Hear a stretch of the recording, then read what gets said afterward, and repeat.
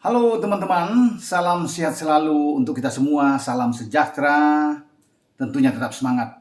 Bersama dengan saya Bung Ropan, dan tiba saatnya saya akan uh, berbicara tentang Liga-Liga Eropa, khususnya di Liga Premier Inggris. Setelah hampir 2 pekan itu ada FIFA Matchday dan juga pertandingan-pertandingan di Nations League di Eropa, sehingga kompetisi itu libur.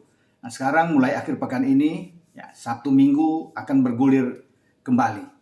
Yang menarik, terjadi derby London Utara yang akan mengawali kompetisi di IPL ini. Arsenal menghadapi Tottenham Hotspur. Ini duel yang pasti dinanti-nantikan oleh pendukung Arsenal maupun pendukung Spurs. Kebetulan dua-duanya sekarang sedang bersaing di papan atas. Arsenal kita tahu bersama memimpin klasemen dengan unggul 1 poin atas Spurs dan juga termasuk unggul 1 poin dari juara bertahan Manchester City. Arsenal dengan 18 poin setelah mengarungi 7 pertandingan, 6 kemenangan dan 1 kali kalah. Ini luar biasa bagi tim asuhan Mikel Arteta untuk mengawali musim 2022-2023, dan pencapaian ini adalah pencapaian yang bagus sekali setelah mereka melakukan itu terakhir kali pada musim 2007-2008 dengan hasil seperti ini. Dan sampai pekan ke-7 Arsenal terus memimpin. Namun mereka ditekan habis oleh dua tim yang saya sebut tadi. Spurs yang akan menjadi lawan mereka ya pada hari Sabtu ini, di mana Arsenal menjamu Spurs. Pertarungan mereka akan berlangsung di Stadion Emirates, markas dari meriam London ini.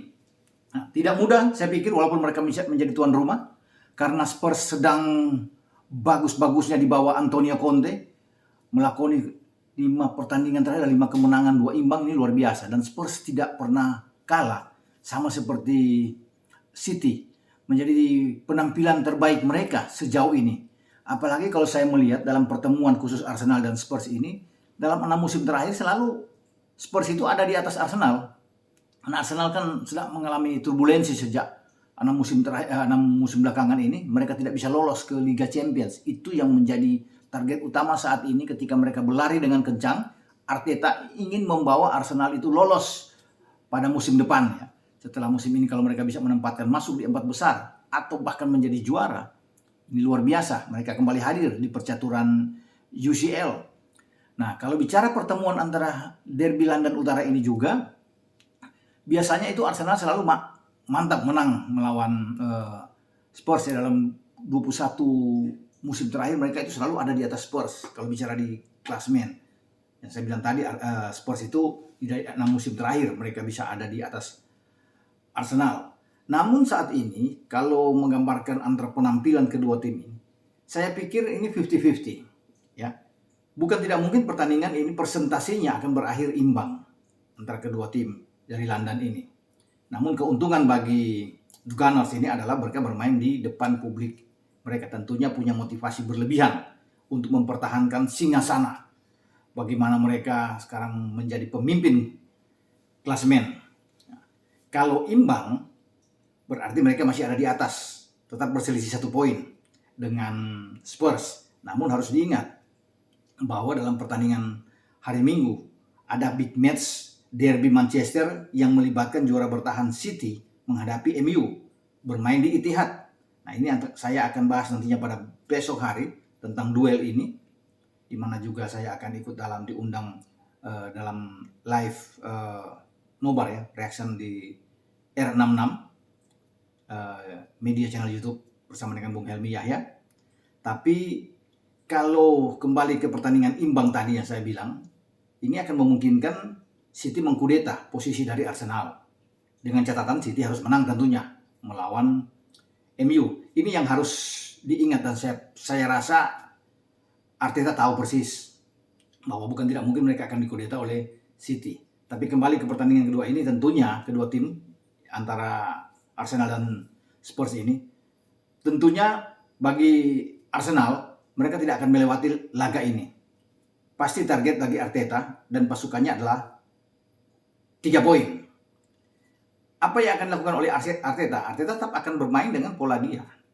Ya, bermain dengan 4 pemain belakang, ada 4-2-3-1, ini tentunya lebih bagus dengan menggantungkan seorang predator Gabriel Jesus yang sejauh ini sudah membuat 4 gol bersama dengan Arsenal. Nanti dia akan ditemani oleh lini serang yang sangat kuat, sangat menakutkan juga. Ya, dengan Bukayo Saka, ada Gabriel Martinelli yang akan dimainkan. Kita tidak tunggu apakah kalau Odegaard sudah fit, Odegaard akan main di sana, tapi mereka masih punya juga pemain-pemain lain. Ya, di Nketiah, kemudian ada Granit Xhaka, ya ada kemudian kalau bisa Thomas Partey sembuh, masih Thomas Partey akan bermain kalau bugar ya di sini. Tapi mereka masih punya El Neni, banyaklah pemain-pemain ya, Sambi Lokonga yang bisa bermain dari sisi ini. Ya, jadi kita pikir kekuatan bagi Arsenal ini lah kalau bisa dikatakan bagaimana mereka bermain dengan 4-2-3-1. Belakang juga mereka kuat.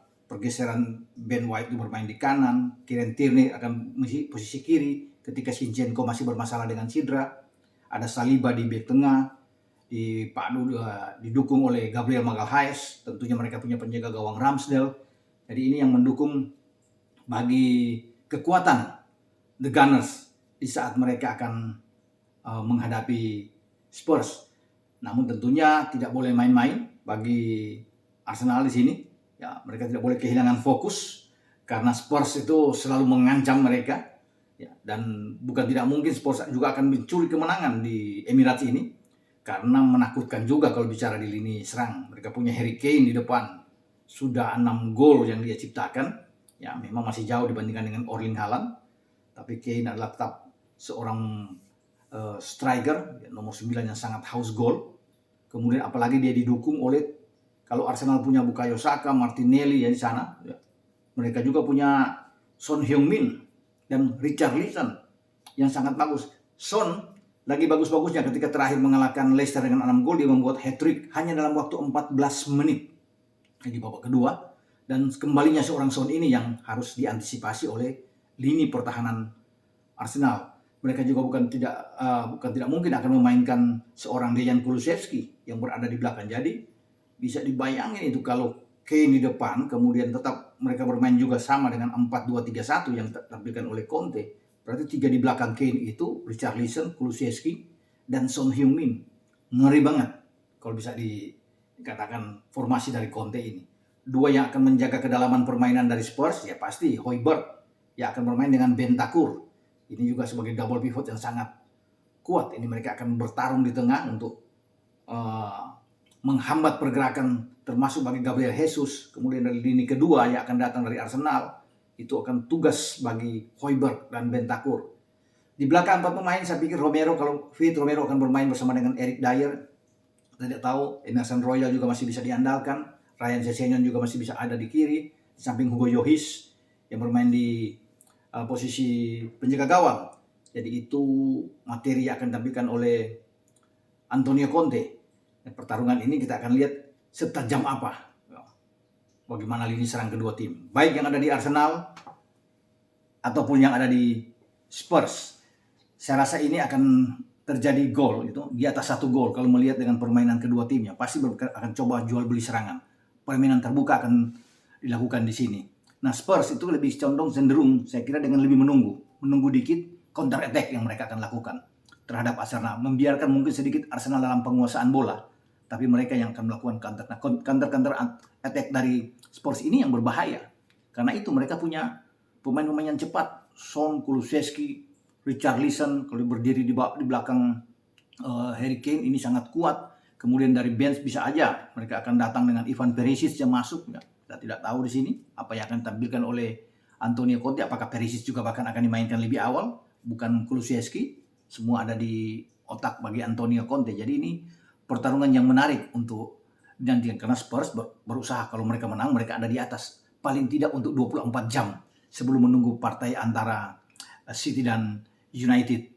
Nah, pertandingan hari Sabtu ini juga akan melibatkan bagaimana Liverpool ya akan berusaha untuk memenangkan pertandingan, tapi tidak mudah. Mereka menghadapi tim seperti Brighton and Hove Albion yang berada di zona Champions. Ini tim yang penuh kejutan juga karena kita sudah tahu kan Brighton bisa mengalahkan MU, tapi mereka sudah kehilangan pelatih mereka yaitu Graham Potter yang sekarang menyeberang ke The Blues Chelsea. Tapi saya rasa bagi pasukan Jurgen Klopp mereka akan berusaha ya The Reds ini untuk bisa memenangkan laga di saat mereka mendapatkan lawan Brighton. Walaupun Brighton itu suka membuat kejutan, Tapi disinilah saat bagi Liverpool untuk terus bangkit dan mengejar ketinggalan poin mereka untuk bisa merapat masuk ke zona Champions. Dan saya meyakini Liverpool bisa memenangkan melawan Brighton. Pertandingan juga yang lain yang tak kalah seru ya bagaimana debut di IPL yang akan dilakukan oleh Graham Potter bersama dengan Chelsea. Ini yang sangat ramai, tapi mereka harus ke Selhurst Park menghadapi Crystal Palace. Ini juga termasuk derby di London dan bukan tidak mungkin ada kejutan juga di sana dengan Crystal Palace bisa menahan Chelsea, bahkan bisa mengalahkan Chelsea. Inilah ujian tantangan bagi seorang Graham Potter ketika dia menukangi Chelsea. Ya, dia harus bisa membawa Chelsea ini untuk terus bisa berlari dengan kencang karena dia sudah memulai debut dia di UCL dengan tidak begitu bagus walaupun bermain di Stamford Bridge. Mereka tertahan dari Salzburg. Sehingga ini adalah saya katakan tadi ujian bagi dia sesungguhnya, bagi Potter ketika dia untuk pertama kali menangani tim besar seperti Chelsea dalam karir kepelatihan dia yang dia tidak dapatkan selama ini. Pasti ketika menuju ke Crystal Palace mereka harus bisa mendapatkan 3 poin. Karena ini semacam harga mati ya bagi Chelsea untuk bisa menghadapi Crystal Palace.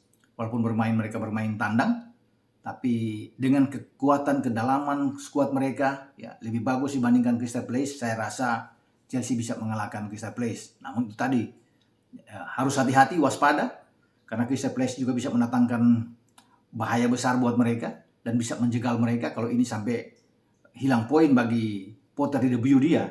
Ini juga akan dipertanyakan tentunya, walaupun memang masih panjang ke depan, karena tetap tekanan itu akan ada. Kita akan tunggu nantinya pertandingan pada Sabtu nanti di IPL. Sampai di sini preview saya dengan laga-laga yang seru, terutama di derby London Utara, juga pertemuan antara Liverpool Brighton dan Chelsea harus bertarung dengan kuda hitam seperti Crystal Palace yang ditangani oleh Patrick Vieira. Oke, ciao.